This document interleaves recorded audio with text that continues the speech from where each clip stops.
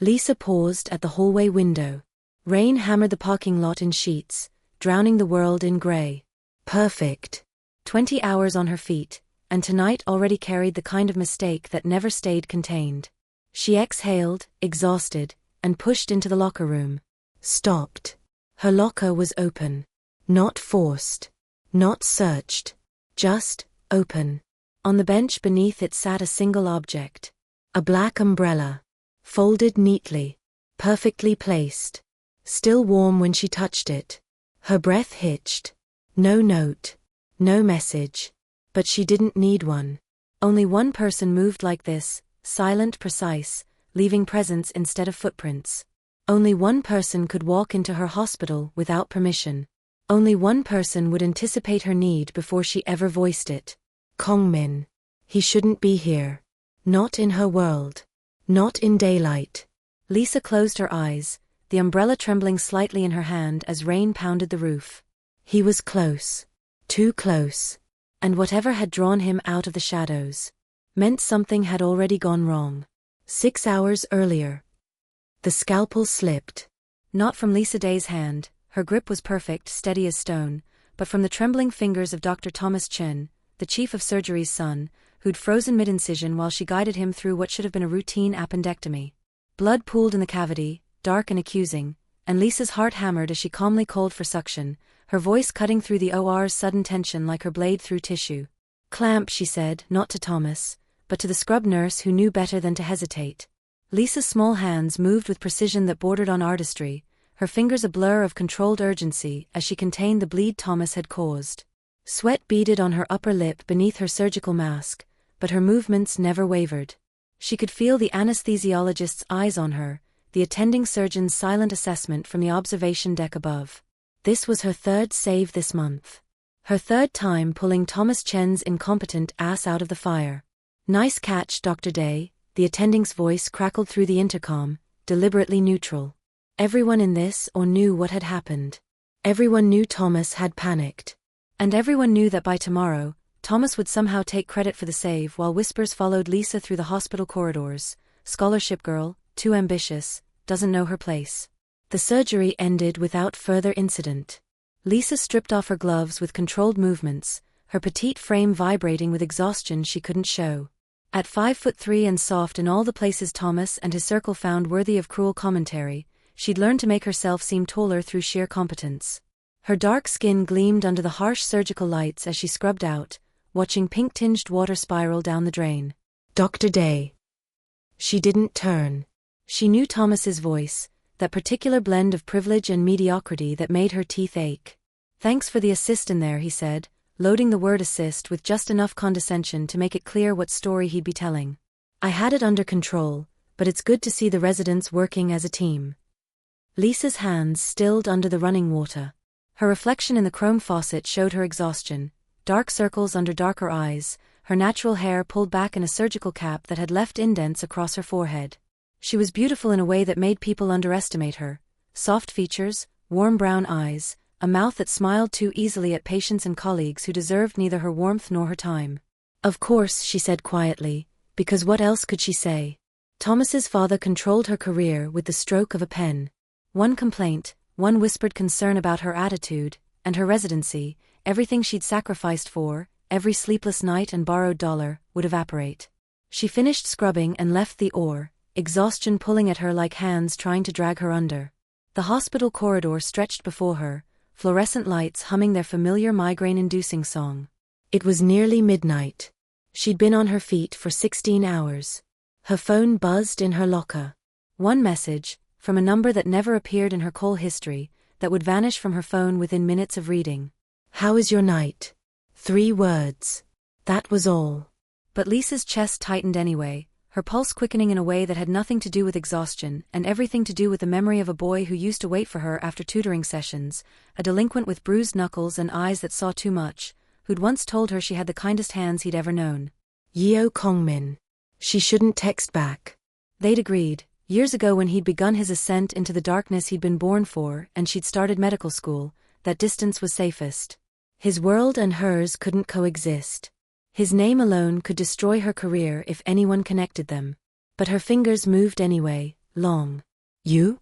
The reply was immediate, thinking of you. Lisa closed her locker, pressing her forehead against the cool metal. Somewhere in this city, Kongmin was doing things she couldn't let herself imagine, things that required the strength in those scarred, tattooed hands, things that lived in the shadows where her careful, clean world couldn't reach. He'd built an empire while she'd built a career, and the only thing they shared now was this: messages sent in darkness, a protection she'd never asked for but had always felt hovering at the edges of her life. She deleted the conversation and headed for the residents' lounge. Thomas was already there, holding court with two other residents who laughed at his retelling of the surgery. In his version, Lisa had nearly caused the complication through overeager technique, and his quick thinking had saved the patient. Scholarship case like Day doesn't understand the pressure of real surgical decision-making, Thomas was saying, his voice carrying the particular frequency of casual cruelty that made Lisa's soft heart harden just slightly. When you come from nothing, when you have no real family backing you, no legacy in medicine. The patient lived, Lisa said quietly, dropping into a chair with her protein bar dinner. That's what matters. Thomas's smile was sharp. Of course. Though I've been meaning to talk to you about your technique. Some of the attendings have concerns. Which attendings? That's not really your business, is it? But don't worry. His smile widened. I'm sure we can work something out. Maybe if you're more of a team player, more cooperative, those concerns might disappear. The other residents had gone silent, watching this play out with the careful neutrality of people who knew which side of power they needed to stay on. Lisa felt the familiar burn of helpless rage in her throat, the knowledge that she was alone here, that she had no father to make phone calls, no family money to shield her, no network of powerful allies who'd gone to the right schools and joined the right clubs. She had her hands. Her brilliant, steady, healing hands. And somewhere in the darkness of Chicago, she had a man who'd once been a boy with bruised knuckles and a crushing vulnerability he'd shown only to her. I should get some sleep, Lisa said, standing. Early rounds tomorrow. Day, Thomas called after her. Board meeting next week. My father wants to discuss some concerns about your performance. I'd prepare yourself. The threat was clear. Lisa's hands trembled as she walked away, and she hated herself for the weakness, hated that her eyes burned with tears she wouldn't shed, hated that some part of her wanted to text that vanishing number and ask for help she had no right to request. She'd chosen this path. This clean, bright, difficult path where she saved lives with precision and science and swore an oath to do no harm. She couldn't ask a man who lived by violence to solve her problems. Even if she really wanted to. 3,000 miles away, in a penthouse office overlooking Chicago's glittering skyline, Yeo Kongmin stood at floor-to-ceiling windows with his phone in one scarred hand, reading a message that made his jaw tighten. Board meeting next week. Chen's son is moving against her. The text was from one of his people. He had them everywhere, including 3 orderlies and a night nurse at County Memorial who reported on Dr. Lisa Day's safety without her knowledge. Kongmin paid them well for their silence and their vigilance. He'd been protecting her from the shadows for 6 years. Ensuring her student loans were mysteriously reduced. Making sure the attending physicians who recognized her brilliance got quiet bonuses that improved her evaluations. Guaranteeing that the drunk driver who'd nearly hit her 2 years ago ended up in a prison cell before he could hurt anyone else. Lisa didn't know. She couldn't know. She'd chosen light, and he'd chosen darkness, and the only way to keep her safe was to never let the two worlds touch. But this. Kongmin's reflection in the window showed a man who made people cross streets to avoid him, 6'3" of controlled violence, broad shoulders under a perfectly tailored black suit, tattoos that crawled up his neck and disappeared into his collar, ink that told stories of blood and loyalty and power earned through ruthlessness. His face was beautiful in a way that unsettled people, all sharp angles and cold eyes, a mouth that rarely smiled and full lips that promised cruelty as easily as pleasure. He'd built the Park Syndicate into an empire. Politicians feared him. Rival families respected him. He controlled half of Chicago's underground economy, and his word was law in circles where law held no meaning. None of it mattered if Lisa Day's career burned because some mediocre surgeon's son felt threatened by her brilliance. Kongmin made a call. "Prepare the hospital acquisition file," he said when his lieutenant answered. "And get me a full dossier on Thomas Chun. Everything. Financial records, medical records, personal habits. I want to know every debt, every mistake, every secret." "Sir, the hospital board meets." I know when they meet. Kongmin's voice was soft, controlled, deadly. I'll be there. He ended the call and looked at his reflection again. Lisa had once told him, during those late-night tutoring sessions when he'd been a delinquent with more scars than prospects, that he had good hands. Strong hands that could do good things if he chose. He'd chosen differently. His hands had done terrible things in the years since. They'd broken bones and ended people and signed orders that silenced men. But they'd also protected the only good thing in his dark world. And now, finally, it was time to stop hiding in shadows. The county memorial boardroom was designed to intimidate. Dark wood paneling, leather chairs that cost more than most residents' monthly salaries, and windows that overlooked Chicago's medical district like a throne room surveying a kingdom. Lisa sat in a chair too large for her petite frame, her hands folded in her lap to hide their trembling, and listened to Thomas Chin lie with the practiced ease of a man who'd never faced consequences. Dr. Day's technique is simply too aggressive for a second-year resident, Thomas was saying, standing at the head of the table in a designer suit his father had undoubtedly purchased. The near miss in or for last week, the complications in her post-op cases, there's a pattern of recklessness that endangers patients. Lisa's nails bit into her palms. Every word was a calculated fabrication. The near miss had been his frozen panic. The complications were cases she'd salvaged from his incompetence. But around the table sat 12 board members who'd known Thomas since he was a child, who'd played golf with his father, who donated to campaigns and foundations that ensured their continued power. And then there was her, a scholarship resident with no connections, no legacy, no protection. Dr. Day, the chief of surgery, said, his voice heavy with performative regret, "Do you have anything to say in your defense?" Lisa opened her mouth. Her prepared speech died on her tongue as the boardroom door opened. The temperature in the room dropped. Lisa felt it before she saw him, that particular charged silence that preceded Yeo Kongmin like a herald announcing a king. Her head turned, pulse stuttering, and there he was, filling the doorway with a presence that made the spacious boardroom feel suddenly, claustrophobically small. He'd changed. Of course he had. 6 years was a lifetime. The boy she'd tutored had been handsome in a rough, unfinished way. The man who entered the boardroom was devastating. Impossibly tall, shoulders that stretched his black suit jacket in a way that whispered of violence barely contained, and a face that belonged on magazine covers if magazine covers featured men who looked like they could end you with their bare hands and feel nothing. His hair was pushed back from a face of sharp angles and cold beauty, his dark eyes scanning the room with the lazy assessment of a predator identifying prey. Tattoos crawled up his neck. She could see the edges of ink disappearing into his collar, knew without seeing that they covered his chest, his arms, his back, a map of the darkness he'd embraced. He didn't look at her. Not yet. 4 men in identical black suits entered behind him, taking positions along the walls with military precision. Their silence was more frightening than any threat. "Who?" the chief began, half rising from his chair. "Sit down." Kongmin's voice was soft, almost gentle. It made every person in that room freeze. "I'm here for the board meeting. This is a closed session. I'm the donor." Kongmin moved to the table, pulling out a chair across from Lisa with deliberate slowness. "The anonymous benefactor who funded your new trauma center.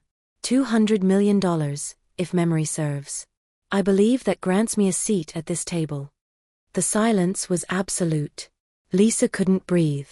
Her mind was spinning, trying to reconcile the messages in darkness with this public declaration, this impossible intervention.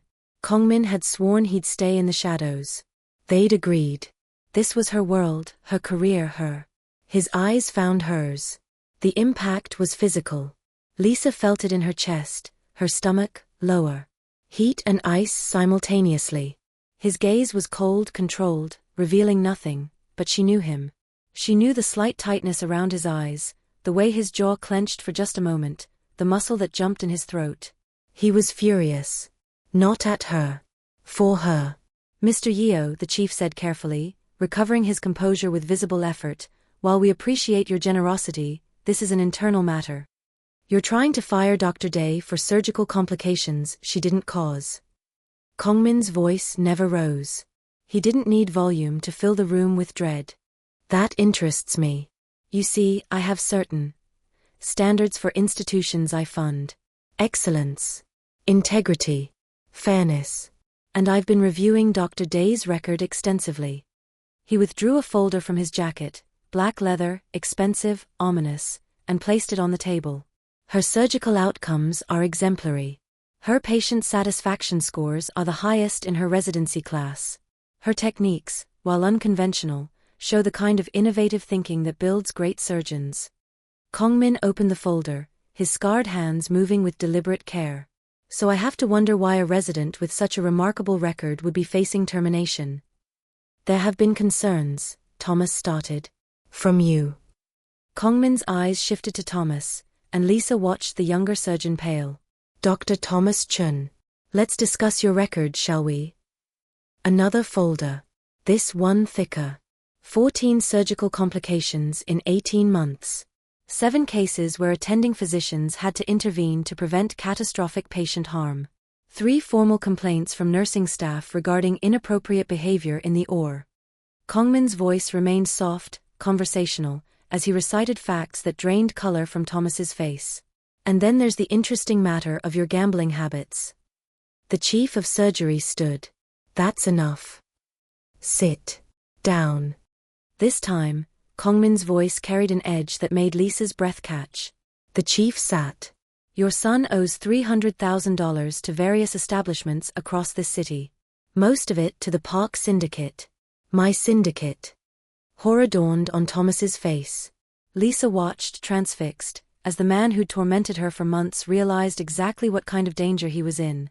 The debts are overdue, Kongmin continued, his tone never changing. We've been patient, but patience has limits.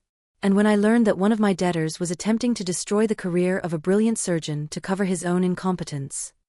He leaned back in his chair, the movement casual, terrifying. That felt personal. Thomas's voice cracked. I can explain. You falsified surgical reports. You endangered patients. You bullied residents and staff. You tried to ruin Dr. Day's career because her skill made you look inadequate. Kongmin's eyes were empty of mercy. You tried to destroy a surgeon whose hands save lives. That is unforgivable. The room was frozen. Board members stared at folders, at the table, at anything but the confrontation unfolding before them. Lisa's heart hammered so hard she thought it might crack her ribs. This was too much, too public, too dangerous. Get out, Kongmin said softly to Thomas. You're done here. Your medical career is over. Your debts will be forgiven if you leave Chicago by tomorrow and never practice medicine again. If you refuse. He smiled, and Lisa felt ice slide down her spine. Well, the Park Syndicate has other methods of debt collection. Thomas ran, actually stumbled from his chair and fled the boardroom, leaving a wake of shocked silence. Kongmin stood, straightening his suit jacket with meticulous care. Dr. Day's record speaks for itself. I trust this matter is closed. He looked at the chief of surgery, who seemed to have aged a decade. I'll be in touch regarding the trauma center's completion. We have many more details to discuss about its operation and staffing. The threat was clear: try this again, and I'll take apart this entire institution. He walked toward the door, his men falling into formation around him. He didn't look at Lisa again. Didn't acknowledge her. As far as the board knew, she was just another resident he'd coincidentally defended. But as he passed her chair, so close she could smell his cologne, something dark and expensive that made her dizzy, he murmured, too soft for anyone else to hear. Don't follow me yet. Then he was gone, taking his cold presence and silent menace with him, leaving Lisa sitting in a boardroom full of people who would never look at her the same way again. The chief cleared his throat. This meeting is adjourned. Lisa barely heard him. Her pulse roared in her ears, her hands shaking now that the adrenaline was crashing through her system. She stood on unsteady legs, gathered her things with mechanical precision, and walked from the boardroom on autopilot. The hallway stretched before her, empty except for the fluorescent lights and the sound of her own ragged breathing. She made it 20 feet before her knees buckled. An arm caught her, strong, sure, familiar. Kongmin pulled her into an empty corridor, his body blocking her from view, his hand on her waist the only thing keeping her upright. Up close, he was overwhelming, too tall, too broad, too intense. Heat radiated from him, and she could feel his heart beating steady and strong where their bodies pressed together. Lisa's voice shook. What did you just do? Saved your career. His face was impassive, but his hand tightened on her waist, possessive, protective. "You're welcome. I didn't ask. You shouldn't have to ask." His eyes searched her face, and for just a moment, she saw past the cold control to the rage beneath. "Did you think I'd let them destroy you? You swore you'd stay away." Lisa's hands pressed against his chest, felt the solid wall of muscle beneath expensive fabric, the thunder of his heart that belied his calm exterior. "We agreed. Your world and mine, they can't touch. They already have." His voice dropped lower, intimate, dangerous. "They've been touching since the moment I saw what that bastard was doing to you. Did you think I could watch you suffer and do nothing? I don't need. You don't need saving. I know." His free hand came up to cup her face, his scarred palm rough against her soft skin, his thumb brushing her cheekbone with devastating gentleness. "But I can't watch them hurt you, Lisa. I won't." She should push him away. Should tell him this was insane, that he'd just exposed himself, exposed them, that the consequences would be catastrophic. But God, she'd missed him. Missed this. The only person who'd ever made her feel protected instead of helpless, safe instead of small. "You're shaking," he murmured, and pulled her closer, wrapping her in arms that felt like safety and danger braided together. "I've got you." Lisa buried her face in his chest and let herself shake apart. Lisa's apartment was small, a converted studio in a building that had seen better decades, with water stains on the ceiling and a heater that rattled like bones in winter. She'd refused Kongmin's repeated offers to find her something better, to pay off her loans, to make her life easier in the 1,000 ways his money and power could accomplish. She'd needed to do this herself. Needed to prove that she could build something clean and good without his darkness touching it. Now he stood in her cramped living room, looking impossibly large and dangerous among her furniture and medical textbooks, and she didn't know whether to kiss him or throttle him. "You had no right," she said, pacing in her scrubs because she hadn't had time to change, hadn't had time to process, hadn't had time to do anything except drag him here before someone saw them together. "You had no right to do that." "I had every right." Kongmin's voice was calm, controlled, but his eyes tracked her movement like a predator watching prey. "He was trying to destroy you. So what?" Lisa spun to face him, exhaustion and adrenaline making her reckless. "So what, Kongmin? That's my life. My career. My battle to fight. Not alone. Yes, alone." Her voice cracked. "That was the deal. You stay in your world, I stay in mine, and we pretend," she choked on the words. "We pretend it's enough to have these little moments in the dark. These messages that disappear. This protection I never asked for. You think I could stop?" Kongmin moved closer, not touching her but surrounding her with his presence. "You think I could just walk away and leave you unprotected? I don't need. Don't." His voice turned sharp. "Don't tell me you don't need protection. I've watched you for 6 years, Lisa. I've seen them dismiss you, underestimate you, try to break you because you're too brilliant and too different and they can't stand that you're better than them." His jaw clenched. "I've watched you come home crying and pretend you're fine. I've seen the fear in your eyes when you think no one's looking. Don't tell me you don't need." "How?" Lisa's whisper cut through his words. "How have you been watching me?" The silence stretched between them, taut and terrible. "I have people," Kongmin said finally. "At the hospital. In your building. Watching, always watching, to keep you safe." Horror and something else, something warm and treacherous, coiled in Lisa's stomach. "You've been spying on me. I've been protecting you." He stepped closer, and she could see the tension in his shoulders, the barely leashed intensity in his dark eyes. "From the moment you started your residency, I've made sure you're safe. The drunk driver who nearly hit you? He's in prison. The loan officer who tried to charge you illegal interest rates? He doesn't work in banking anymore. Every person who's tried to hurt you has discovered there are consequences. You can't do that." Lisa's voice rose. "You can't just manipulate my entire life because you think I need protecting. Then tell me how to stop." Kongmin's control finally cracked, his voice turning raw. "Tell me how to stop loving you. Tell me how to stop caring whether you're safe, whether you're happy, whether some privileged idiot is trying to steal your future. Tell me how to turn it off, Lisa, because I've tried. God knows I've tried. The apartment went silent except for their harsh breathing. Lisa stared at him, this beautiful, terrifying man who'd once been a boy with bruised knuckles and a crush he tried to hide during tutoring sessions, who'd walked away from her when he joined his family's business because he'd known what he was becoming, who'd let her go because he'd loved her enough to want her free of his darkness.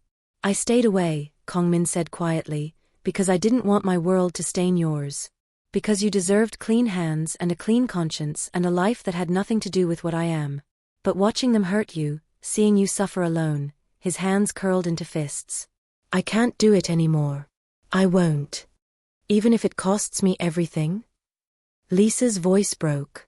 Even if every doctor in that hospital now thinks I'm connected to the Korean mob? Even if my career is destroyed because of what you did today? Your career won't be destroyed. Kongmin's certainty was absolute. I made sure of that. How? By threatening them? By making them afraid? Lisa pressed her hands to her face, exhaustion crushing her. Don't you see? That's not winning. That's just exchanging one kind of powerlessness for another. You're not powerless. He closed the distance between them, his hands on her shoulders gentle despite the strength in them. You've never been powerless. You're the most brilliant surgeon in that hospital. You save lives with these hands. He captured one of her hands, brought it to his lips, kissed her palm with devastating reverence. These beautiful, talented, healing hands that I would burn the world to protect. Lisa felt tears slip down her cheeks. I don't want you to burn the world for me. Too late. His smile was bitter. It's already burning. Has been since the moment I realized I'd never stop loving you. She should push him away. Should tell him they couldn't do this, that the costs were too high, that his protection would destroy the very thing he was trying to preserve. But she was tired. So tired of fighting alone, of being strong, of pretending she didn't want this, want him, with a ferocity that scared her. I hate you, she whispered. I know. Kongmin pulled her close, his arms wrapping around her petite frame, making her feel small and safe and cherished. Hate me all you want. I'm not going anywhere. Lisa's phone buzzed. She pulled it from her pocket with shaking hands, read the message, and felt her world tilt again. I'm suspended, she said numbly. Pending investigation into my relationship with questionable individuals. Kongmin's arms tightened around her. His voice, when he spoke, was soft and absolutely lethal. Then I'll fix the world around you until you can walk back into it. The next 2 weeks were a masterclass in controlled demolition. Lisa wasn't allowed to watch. Kongmin had insisted she stay away, stay clean, let him work in the shadows where he belonged.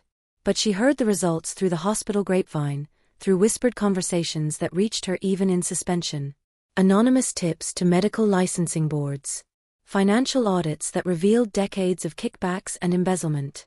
Leaked emails showing a pattern of discrimination in residency admissions. A surgical resident who'd been sexually harassed by an attending and paid to stay quiet suddenly finding the courage to speak up when lawyers mysteriously appeared offering pro bono representation. The hospital's leadership was hemorrhaging. Board members resigned in disgrace. The chief of surgery announced his retirement, to spend more time with family. And through it all, Thomas Chen's name kept appearing, but not as a villain. As a symptom. Evidence of a systemic rot that had allowed mediocrity and cruelty to flourish while brilliance was suppressed. Lisa watched it unfold from her apartment, studying for her reinstatement hearing, and tried not to think about what it meant that Kongmin could dismantle an entire institution's power structure without raising his voice. Her hearing was scheduled for a cold Tuesday morning in February. Lisa dressed carefully, a navy suit that made her look professional, hair pulled back, minimal makeup. She'd prepared her defense meticulously, surgery records, patient outcomes, attending physician evaluations that praised her skill even when they'd been too afraid to speak up during the board meeting. She would win on her own merit. She had to. The hearing room was different from the boardroom, smaller, less intimidating, with a panel of 3 external reviewers who'd been brought in specifically because the hospital's internal structure was under investigation. Lisa sat across from them, hands folded, heart racing, and presented her case with the same precision she brought to surgery. They listened. They asked questions. They reviewed her records with careful attention. And then they made her wait in the hallway while they deliberated. Lisa paced, her heels clicking on tile, her mind spinning through everything she'd said, everything she might have said better, all the ways this could still go wrong. Dr. Day. She turned. One of the reviewers stood in the doorway, her expression neutral. The panel has reached a decision. Lisa's heart stopped. Your suspension is lifted effective immediately. Furthermore, we're recommending you for early advancement to chief resident based on your exceptional surgical record and patient outcomes. The reviewer's expression softened slightly. We apologize that it took this long to recognize your contributions. You should never have been placed in this position. Lisa's knees buckled. She caught herself on the wall, blinking back tears, trying to process words that felt too good to be true. Dr. Chun has been removed from the program permanently, the reviewer continued. Along with 2 attending physicians and several administrative staff who enabled the hostile environment. We're committed to ensuring this never happens again. Lisa couldn't speak. Could only nod, her throat too tight for words. She left the hospital in a daze, barely aware of the cold February air, the gray Chicago sky, the way people on the sidewalk moved around her like water around a stone. She'd won. On her merit, her record, her skill. But she knew, that none of it would have happened without the shadows moving behind the scenes. He was waiting outside. Kongmin leaned against a black car that screamed luxury, wearing a dark coat that made him look like every fantasy and nightmare rolled into one. His hands were in his pockets, his expression unreadable, but his eyes tracked her the moment she exited the building. Lisa walked toward him on autopilot, her body pulled by a gravity she'd stopped fighting. I heard, he said quietly. Did you? Lisa stopped in front of him, tipping her head back to meet his eyes. Or did you make it happen? You made it happen. His voice was firm. Your record, your skill, your dedication. I just removed the obstacles in your way. By destroying people's careers. By threatening institutions. By using your power. Yes. No apology. No justification. Just acknowledgement. I used everything I have to make sure they saw what I've always known, that you're extraordinary. Lisa stared at him, this beautiful, terrifying man who turned her world upside down to set it right, and felt something fundamental shift inside her. I don't need protection, she said. I know. I don't need saving. I know that too. But her voice caught. I want you. The transformation was subtle but devastating. Kongmin's cold composure cracked, just slightly, just enough. His eyes heated. His jaw clenched. His hands came out of his pockets slowly, as if he was fighting for control. Lisa. Her name in his voice was a prayer and a warning. If you say that, if you mean that. I mean it. Lisa stepped closer, close enough to feel his heat, to smell his cologne, to see the pulse jumping in his throat. I've missed you. For 6 years, I've missed you. And I'm tired of pretending I don't want this, don't want you, don't want. He kissed her. The world went white, then red, then supernova. Kongmin's hands cupped her face with a gentleness that belied the hunger in his kiss, his mouth claiming hers with 6 years of restrained desire finally breaking free. Lisa gasped against his lips, her hands fisting in his coat, pulling him closer as his tongue swept into her mouth, tasting her, learning her, making her dizzy with want. He kissed like he did everything else, with complete control that barely masked devastating intensity. One hand tangled in her hair, tilting her head to deepen the kiss, while the other wrapped around her waist, pulling her flush against his body. Lisa felt small and safe and consumed, felt heat pooling low in her belly, felt her carefully constructed walls crumbling to dust. When he finally pulled back, they were both breathing hard. His forehead rested against hers, his thumb tracing her kiss-swollen lower lip with reverence. Come home with me, he murmured. Let me show you what you've been missing. Lisa's laugh was shaky. Is that your version of romance? No. His smile was slow, wicked, devastating. Romance comes later. First, I need to make up for 6 years of wanting you. Heat flooded her cheeks, her core, everywhere his eyes touched. I have rounds in the morning. You're chief resident now. You can be late. He kissed her again, softer, sweeter, a promise. Let me take care of you, Lisa. Let me show you that my hands can do more than hurt. She should say no. Should be smart, be careful, be. Yes, Lisa whispered, and let him pull her into the car. 6 months later. The trauma center's opening night was a study in controlled chaos, politicians glad-handing, donors congratulating each other, journalists photographing the gleaming new facility that would serve Chicago's neediest communities. Lisa moved through the crowd in a midnight blue dress that hugged her curves, accepting congratulations from attending physicians who'd once dismissed her, smiling at board members who tried to fire her. She was chief resident now, the youngest in the hospital's history. Her trauma protocols were being adopted across the country. Her research was getting published in prestigious journals. She'd won. On her merit, her skill, her dedication.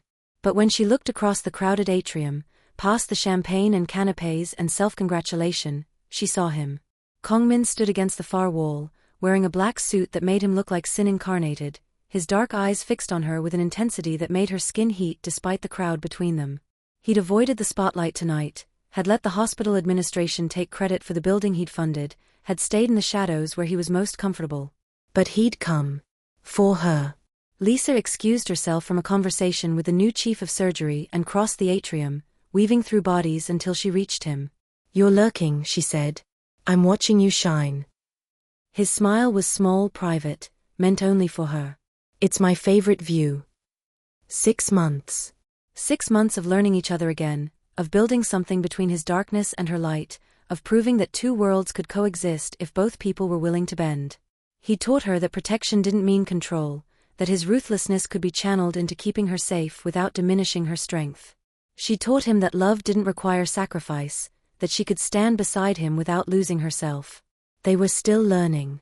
Still figuring out how a mafia boss and a surgeon built a life together. But God, they were trying.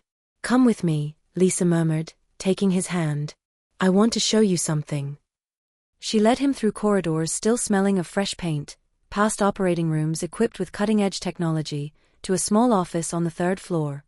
Her name was already on the door, Dr. Lisa Day, Chief Resident, Trauma Surgery.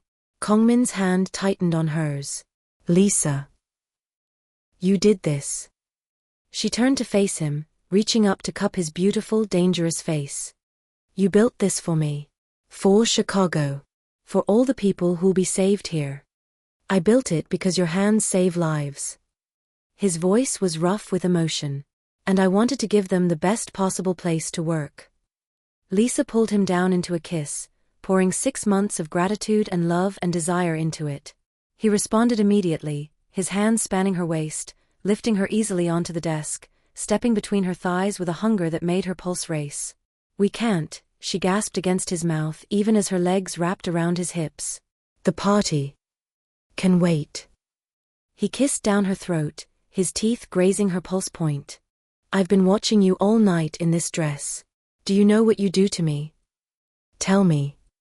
Lisa's hands found his shoulders, his neck, tangling in his hair. "Show me." He did. With hands that had hurt and destroyed and built an empire, he touched her with reverence, with passion, with a gentleness that made tears sting her eyes. This was their balance, his darkness and her light, his protection and her independence, his ruthlessness and her compassion. They fit. Imperfectly, impossibly, perfectly. Later, much later, they rejoined the party. Lisa's dress was slightly rumpled, her lips kiss-swollen, her hand firmly clasped in Kongmin's as they moved through the crowd together. No more shadows. No more hiding. When the ribbon-cutting ceremony began, when speeches were made and cameras flashed, Kongmin stood beside her. Not behind, not in darkness, but at her side where he belonged. As the ribbon fell and applause filled the atrium, he leaned close enough that only she could hear. "Your hands save lives," he murmured against her ear. "Mine protect yours. That's all I've ever wanted." Lisa laced her fingers with his, surgeon's hands and killer's hands, healing and protection, light and shadow braided together, and squeezed. "I love you," she whispered back. His smile transformed his face, made him look young and unguarded and beautiful. "I know. I've always known." They stood together as the crowd surged around them, as the future they'd built together, messy and complicated and real, stretched ahead. For the first time, she wasn't walking alone. And for the first time, he wasn't living in the dark. The trauma center's lights blazed behind them, a beacon in the Chicago night, proof that even the darkest hands could build something bright, that love could exist in the space between shadow and light, that two people from impossible worlds could create their own. Together.